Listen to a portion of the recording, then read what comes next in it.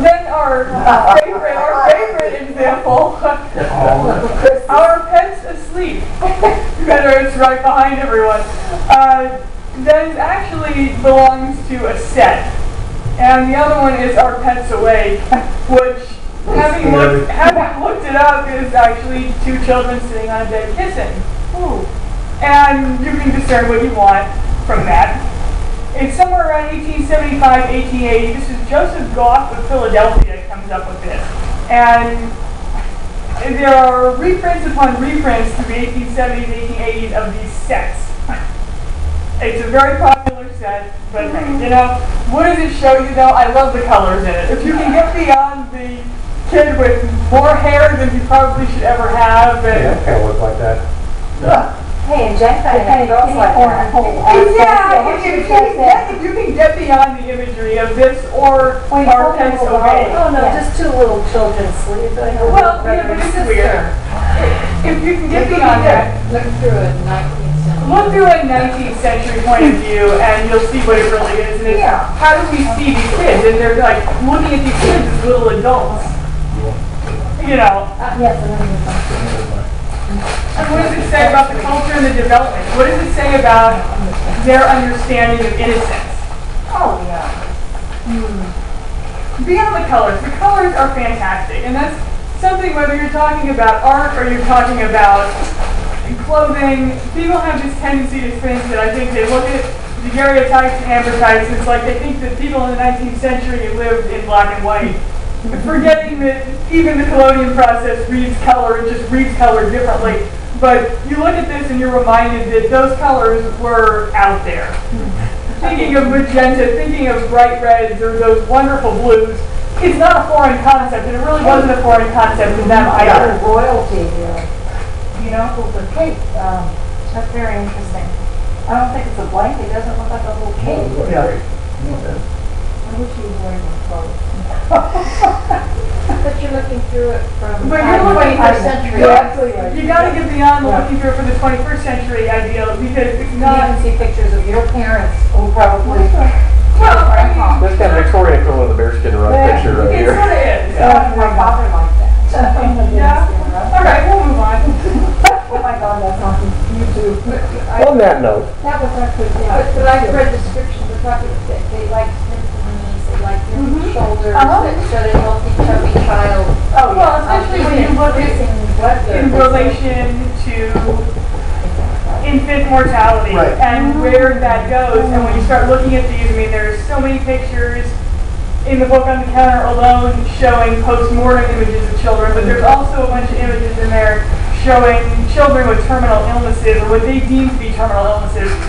And you look at these kids and they're gaunt and there's just nothing left to them.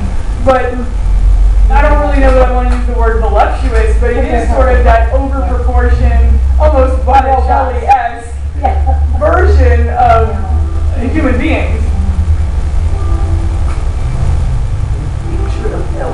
Yeah. Then we have the William Rogers and Sons cruet set. What is it? Well, it's a silver plate cruet set. And he's off again. This one's about 1880 or so, and it's from Hartford, Connecticut. Now, as kind of well, now it's more of an art piece than it is anything else. I don't know how many people actually use cruet sets, but it's sort of the forerunner, if you will, to those little red squeeze tubes for ketchup, I guess. You know, it's both, for its day, it's both utilitarian and decorative in and of itself. Well, let's not forget this is an age before mechanical refrigeration, so it's time to smother everything with something with taste. But what does it tell you? What's on your table? I mean, you think about what we keep on our dining room tables or in our kitchens, and everything from salt and pepper to Worcestershire sauces to, you want to name it. The fact that it's silver plate instead of sterling means it's something that looks very expensive, but it's much is more much more affordable. You can have a lot more plate in your house and have silver and well, that and the idea that trying to do something in sterling that's that utilitarian is asking for a disaster. almost never. The construction, the construction alone for something that's on an everyday basis. Right, but now it can be every day. Now it can.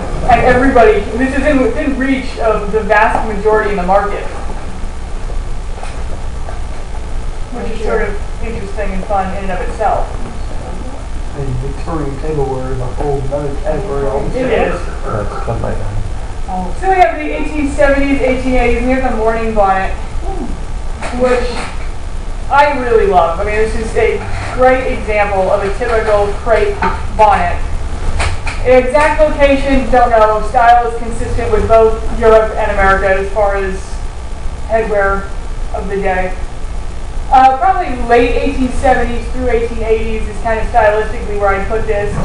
What does it talk about? Well, it's certainly indicative of the Victorian practices of mourning, and don't really want to go into that in and of itself as its own topic, but it certainly just allows you to kind of get a peek into those traditions. And what I love is it's that great lusterless crepe fitting just where it should as far as what they're trying to convey.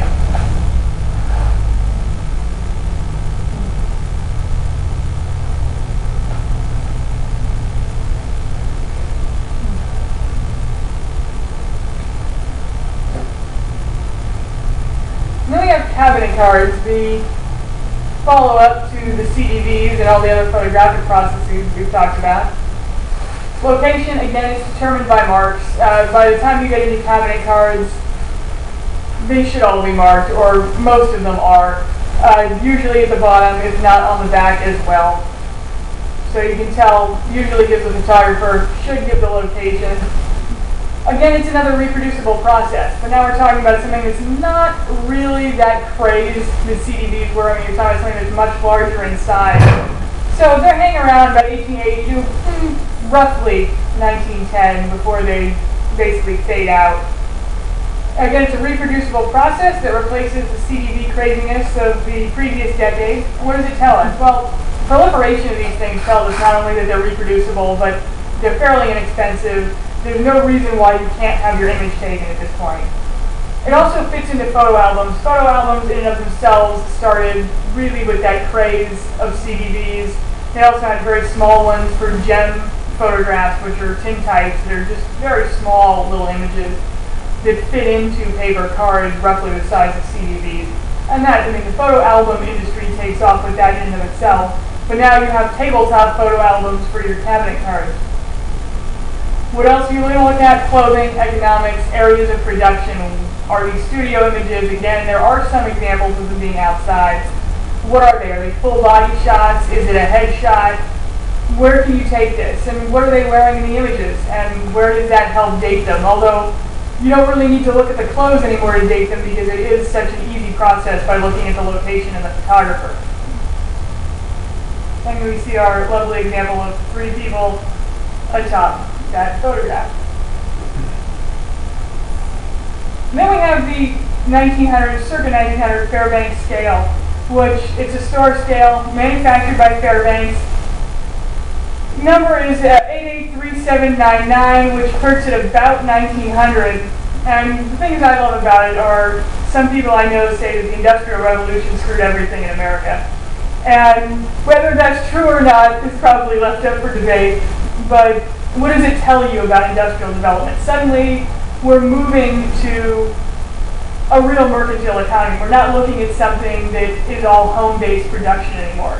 Now it's, you go to the store, you need something. You don't have to worry about making this thing at home. It's not necessarily any more home textile production. You can go out and buy clothes. You can go out and buy soap and candles and what have you that you want. Certainly by 1900, almost anything you could want is available in a store.